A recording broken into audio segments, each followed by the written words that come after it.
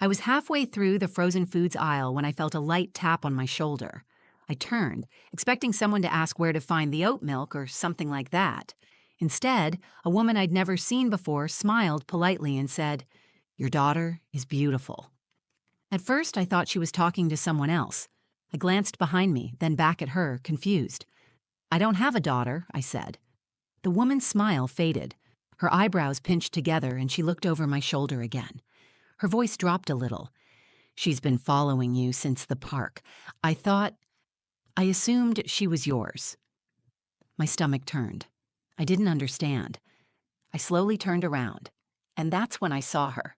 A little girl, no older than 5, tiny. Brown curls tied back with a scrunchie, wearing a faded purple sweatshirt with a unicorn on the front. She was standing just a few feet behind me, holding a stuffed bunny by the ears. She looked up at me, eyes wide. "Can we go home now, Mommy?" I froze. She stepped closer and reached for my hand. I didn't move. I couldn't. I looked at the woman again. She was watching the girl, clearly just as unsettled as I was. "She's been walking behind you for a while," the woman said softly, "at least since you left the park. I was on the bench. I noticed her and thought she was with you." I wasn't sure what to say. I looked back at the little girl. She was now standing right beside me, gently holding my hand like it belonged to her. "I think you're mistaking me for someone else," I told her gently. "I'm not your mom." Her grip didn't change. She just nodded like she'd heard me but didn't believe it. "Come on," she said. "We should go now." My heart was pounding.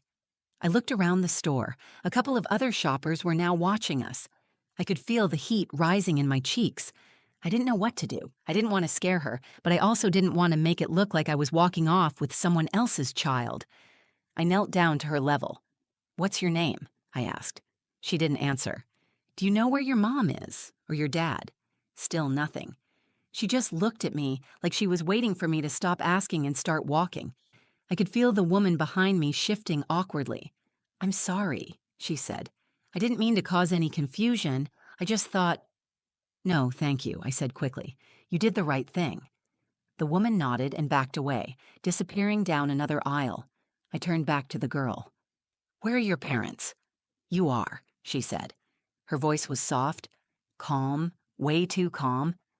I stood up and slowly pulled out my phone. I didn't want to scare her, but I needed help. I tapped the store's front desk and asked for security. "She says I'm her mom," I explained, keeping my voice low, "but I've never seen her before in my life." I glanced down. She was still holding my hand. Sunday was supposed to be simple. I had a short to-do list and just enough energy to get it done. My mom, Denise, had asked for some groceries, and I was heading to the store anyway, so I figured I'd take care of it before lunch. I told her I'd be by in the afternoon with chicken, apples, and her favorite dark chocolate. She still insisted on Venmoing me the exact change every single time. Mom had hip surgery 5 weeks ago, and I'd been helping her ever since, bringing food, tidying up the house, driving her to physical therapy. She hated being helped, even more than I liked helping, but I did it. Not because I'm a saint, because she's my mom. She raised me on her own after my dad left when I was 8, and as hard as she was on me, she never stopped fighting for us, even when she didn't have much. So yeah, I owed her 100 grocery runs and then some. I parked my car outside the store, slid my keys into my jacket pocket, and grabbed my reusable bags from the back seat. The parking lot was only half full. It was that quiet window between early church crowds and the Sunday rush. Inside the store, everything smelled like lemons and fresh bread. I remember that clearly, which is strange now. I remember pushing my cart past the produce section, glancing at my phone to check Mom's text message one more time. She had added eggs and almond milk to the list at the last minute. I wasn't in a bad mood. I wasn't in a great one either. Just tired. I'd been working long hours from home for the past few weeks. I'm a web designer, mostly for small businesses. My latest client had been texting me at odd hours about color palettes. I hadn't had a proper day off in a while, and even when I wasn't working, I was on call for my mom. That's not a complaint. That's just how it was. I had gotten used to being alone. I lived in a quiet tree-lined suburb about 10 minutes from her house. I had no husband, no kids, no roommates. My house was small, but I liked it that way. It was peaceful, predictable. Kids were never part of the plan, not because I didn't like them. I did, in small doses. But motherhood never pulled at me the way it did some of my friends. I had a few nieces and nephews from cousins on my dad's side, but they lived in Texas. My closest family was my mom and my sister Angela, except Angela had been gone for 6 years. I don't talk about her much anymore, not because I don't care. It just hurts. She was 2 years older than me, wild, complicated. We were close when we were kids, but as we grew up, we became different people. She made a lot of choices I didn't understand. She got caught up in things she couldn't handle. She was brilliant but self-destructive, and when the overdose happened, I wasn't surprised. That's the worst part. I wasn't surprised. It was messy and sad and unfinished. There was no closure, just the hole she left behind. So now it was just me and Mom and the grocery store. And this ordinary Sunday, I moved through the aisles quickly. Apples, check. Eggs, check. Chicken. The rotisserie stand was fully stocked, thankfully. I picked out a hot one and wrapped it in another bag so the juices wouldn't leak. I was just about to head toward the dairy aisle when I noticed something small out of the corner of my eye. A little girl, standing just inside the entrance. She was alone. At the time, it barely registered. Kids wander away from their parents all the time in stores. I assumed she was with someone nearby. I didn't stare. I just kept going. I turned into the freezer aisle to grab Mom's favorite almond milk. It was the last item on my list. My phone buzzed in my jacket pocket, and I checked it. Another text from Mom asking for an update. I smiled, typing out a quick, almost done reply. She hated feeling like a burden. She always asked if I was sure I didn't mind doing all this. I was about to hit send when I felt the tap on my shoulder. It was so light I almost thought I imagined it.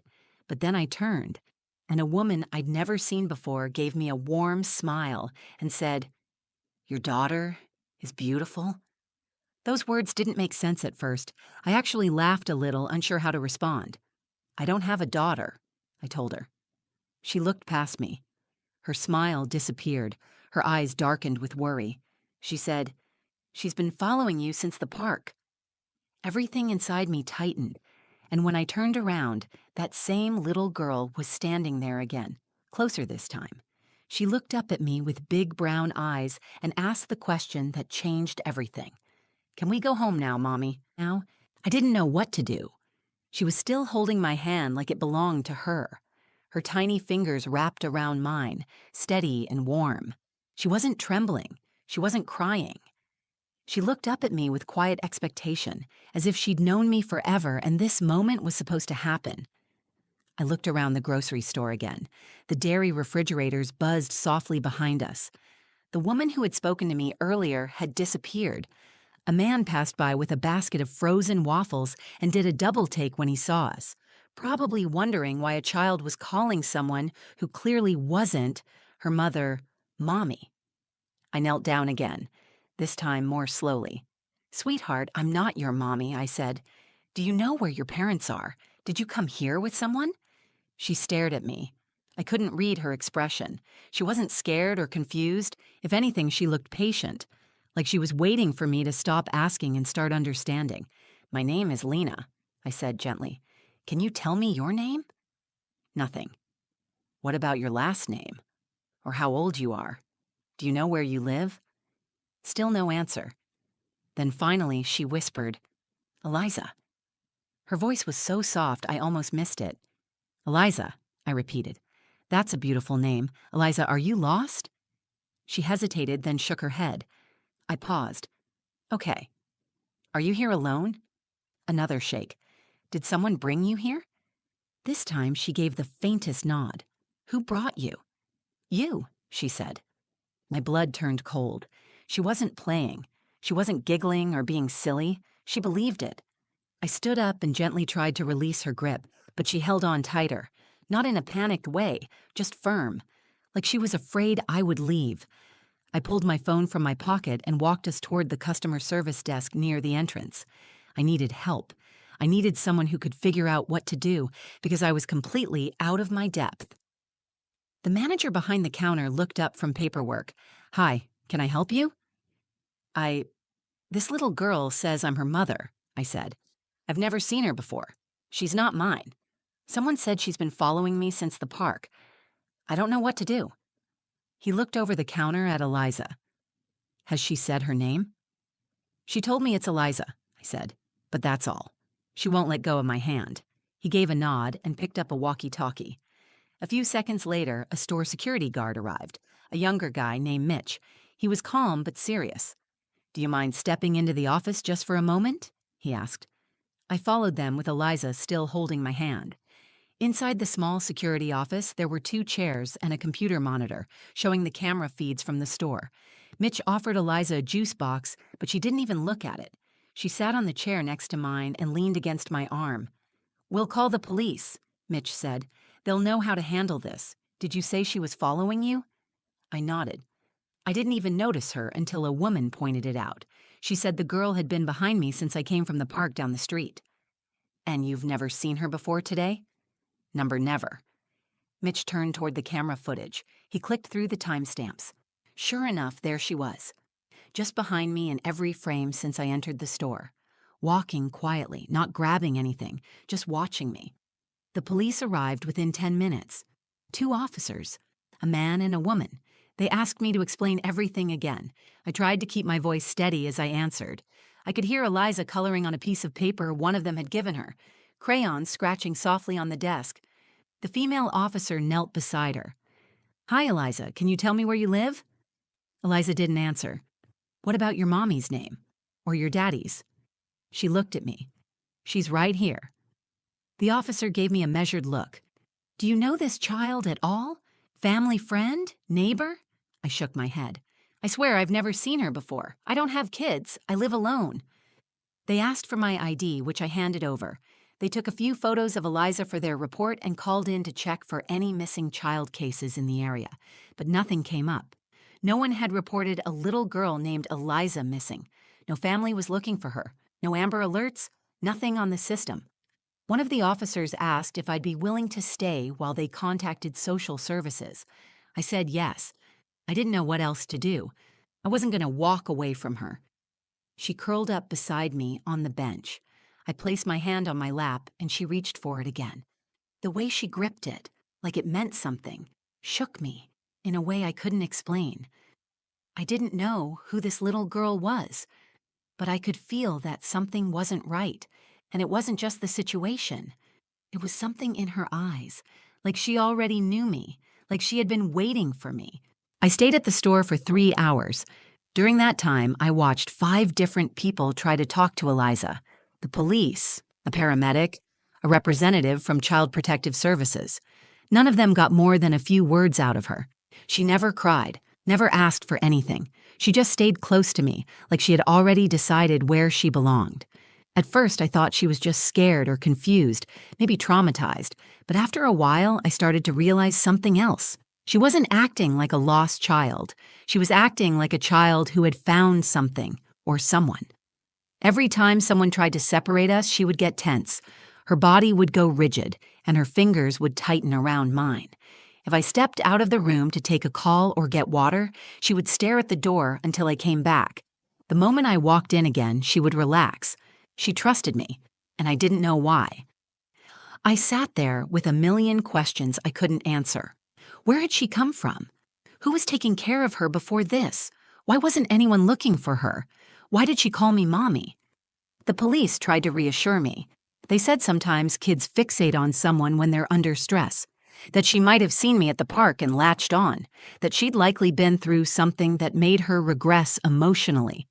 They asked if I was willing to let CPS take over from there.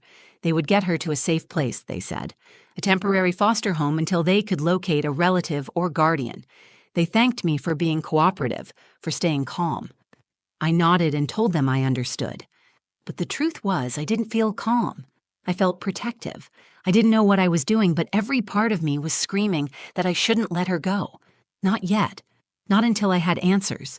Not until I knew she would be okay. When the social worker arrived, Eliza was sitting beside me on the office bench, head resting against my arm. She looked small and sleepy, her fingers still wrapped gently around mine. The woman introduced herself as Jackie. She had kind eyes and a soft voice. She crouched down to Eliza's level and said, "Hi there, honey. My name is Jackie. I'm going to take you somewhere safe tonight, okay?" Eliza didn't respond. She didn't even look at her. Then she did something I wasn't ready for. She reached up and wrapped both arms around me. Not in panic, not in fear, it was trust. Complete, unconditional trust. "Please don't leave me again," she whispered. Again. That word punched through my chest. I looked at Jackie. "Can I stay with her? Just for tonight?" Jackie gave me a sympathetic smile. "Unfortunately, that's not how it works. There's a process. Paperwork, licensing. She needs to be placed with someone cleared for emergency foster care." "I understand," I said, "but she's terrified. Look at her. She won't even look at anyone else." Jackie hesitated, then turned to one of the officers. He stepped aside to make a call. 10 minutes later, they came back with a proposal. I could apply for temporary custody as a kinship hold, assuming I was willing to be fingerprinted and interviewed immediately. It was unusual, but given Eliza's behavior and the fact that she responded only to me, they were willing to process me through a temporary exception, pending background checks. "Is there any chance you might actually be related to her?" Jackie asked. "No," I said automatically. I would know. But even as I said it, something in my stomach twisted. She looked like Angela. Not exactly, but there was something in the eyes, the shape of her mouth. It wasn't obvious, but now that I was looking closely, I saw it. I pushed the thought aside. This child couldn't be connected to my sister. Angela had no kids. She never talked about wanting them, and if she had, I would have known. Wouldn't I? I signed the paperwork anyway. They took my fingerprints, ran a background check, and walked me through the next steps. I would have to appear in court within a week. I would need to speak to a family investigator. I would have to keep Eliza safe and supervised until the state figured out who she was. None of it felt real. When I opened the passenger door to my car and buckled Eliza into the back seat, my hands were trembling. She looked up at me with sleepy eyes. "Do we live far?" she asked. I smiled, not knowing how to answer. "No," I said, "not too far." She leaned her head against the window. On the way home, she started humming, a soft little tune with no words. My throat tightened. Angela used to hum like that, all the time. I didn't sleep much that first night. Eliza curled up on the couch under a soft blanket, her stuffed bunny tucked under her chin. I sat nearby in the armchair, watching her chest rise and fall with each breath. My house was quiet, dimly lit, still. It should have felt peaceful, but it didn't. It felt like I was holding my breath for something I couldn't name. The next morning, I got a call from Detective Carson, one of the officers who had handled the grocery store report. He asked if I could come in to answer a few more questions. I agreed, packed some snacks in a Ziploc bag, and loaded Eliza into the car. When we got to the station, Carson met us at the front desk and led us down the hall to a small, windowless room. He nodded at the other chair. "You can sit. She can stay with you." Eliza climbed into my lap like she had done it 100 times before. Carson pulled out a thin manila folder and opened it. "We ran the DNA sample we got from Eliza," he said. "We weren't expecting much. No national reports, no local matches in the missing persons database, but something came up we didn't anticipate." My pulse started to pick up. Carson looked at me. His tone shifted from formal to cautious. The system cross-referenced her DNA with people already in the database. It's routine. Usually nothing turns up. This time it did. I nodded slowly, unsure what to say. "You're not her mother," he said, "but there's a strong partial match." I frowned. "Partial? Enough to suggest you're biologically related, very closely." I stared at him. "Are you saying I'm, what, her aunt?" Carson nodded. "That's the most likely relationship based on the genetic markers. Half-sibling, aunt, close cousin. But given the strength of the match, aunt is our working assumption." I felt the words before I fully understood them. Angela. Angela had a child, and I never knew. My mind started spinning. I looked down at Eliza, who was now gently tracing the shape of my hand with her finger. I had spent years grieving my sister, angry at her, confused by the spiral she fell into near the end. She had gone in and out of rehab, made promises, broke them, swore she was getting better, and then vanished for months at a time. The last time I saw her, she was thinner than ever, wearing oversized sunglasses and hugging me like she didn't deserve it. She never said a word about being pregnant. "Do you know who her parents were?" I asked quietly. Carson flipped through the papers in his folder. Her birth certificate is missing from all formal records, but based on hospital notes tied to her Social Security application, her mother's name was Angela Whitmore. I pressed a hand to my chest, trying to breathe through the shock. She used her real name? Just her first and last. No mention of the father. It looks like the hospital that filed the paperwork may have been told she passed away shortly after. "She didn't die from childbirth," I said. "No, but it's possible she gave the baby up and told people she had a miscarriage or abortion." I felt like someone had taken a snow globe version of my life and shaken it until the flakes blinded me. All those years I spent grieving my sister, never once did I think there might be a piece of her still out there. A living, breathing child, a girl with her eyes and her humming voice. Eliza wasn't lost. She had been abandoned, and somehow she had found her way to me. "Where has she been all this time?" I asked. "Foster care?" Carson shook his head. "She was with a family in Eugene until recently. Friends of your sister. No formal adoption ever went through. The man passed away in a car accident last month. His wife tried to keep Eliza but suffered a stroke shortly after. No legal guardianship. The system stepped in." "And she ran?" "Somehow, yes. From what we can piece together, she may have seen your photos somewhere in that house. We believe she walked several miles, from the edge of the park district, alone." I looked down at Eliza again. Her eyes were closed now, her thumb in her mouth, her small fingers tangled in the edge of my shirt. I didn't know how she found me, but she had. And somehow, in a world filled with millions of strangers, she looked at me and saw something she trusted. A piece of her mother, a piece of family. I signed the papers to begin formal guardianship proceedings that afternoon. There would be hearings, background checks, psychological evaluations. I would have to prove I could care for her, legally and emotionally. It wouldn't be easy, but I knew one thing with absolute certainty. She had been lost long enough, and now she was home. It's been 6 months since that day in the grocery store. 6 months since a little girl called me mommy and turned my world inside out. We live together now, permanently. After weeks of interviews, court visits, home inspections, and psychological assessments, the judge signed the order declaring me Eliza's legal guardian. It felt surreal. The paper was crisp, official, clinical. But when I looked at her and said, "We're family now," she just smiled and nodded like she already knew. She had always known. Raising her hasn't been easy. She came to me with scars I couldn't see at first. Some nights she wakes up crying, but won't say why. She's still quiet in crowds. Still doesn't like when I leave the room for too long, even if I just go to the kitchen. She needs routine, stability, a steady hand, and a calm voice. I'm learning to be all those things, even on the days when I feel like I'm failing.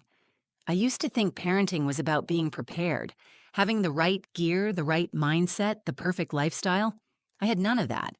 I had mismatched plates and a schedule that barely worked for me. I didn't even own a nightlight until Eliza moved in. But now I know. Parenting is showing up. Every single day, it's making grilled cheese the way she likes it, cutting the crusts off, letting her pick the bedtime story, even when it's the same one 4 nights in a row. It's holding her hand at the dentist, helping her learn to ride a bike, telling her she's safe, that she's wanted, that she's loved, again and again, until she finally believes it. My mother had questions, a lot of them. When I told her everything, she sat in silence for a long time. Then she looked at me and said, "Angela never told me either. I would have helped if I'd known." There was no anger in her voice, just regret. She comes over now more than ever. She reads to Eliza, teaches her old songs from our childhood, calls her my brave little bug. Watching them together sometimes breaks my heart a little. It reminds me of all the years Angela spent in pain, all the things she was carrying that she never let us see. I still don't have all the answers. I may never know why my sister kept her daughter a secret or why Eliza found me when she did. But I do know this. Grief didn't end with Angela's death. It just changed form. It became responsibility. It became the space I had to make for someone new, someone who didn't just need a roof and food, but a future. Eliza is thriving now. She laughs more. She draws all the time. She covers the fridge with crayon suns and purple houses with 3 stick figures, me, her, and our cat, Penny. She hums while she colors, soft and steady, just like Angela did. I never told her about that, she just does it. One morning, I asked her if she remembered the day we met. She nodded. "You followed me through the store," I said. "Why me?" She shrugged like it was the most obvious answer in the world. "Because you looked like home." Those 4 words undid me. All the self-doubt, all the fear, all the questioning of whether I was enough, whether I was just a placeholder until someone more qualified showed up. Because you looked like home. I think about that all the time now. How many people walk through life feeling invisible? How many children are passed from house to house without ever finding someone who truly sees them?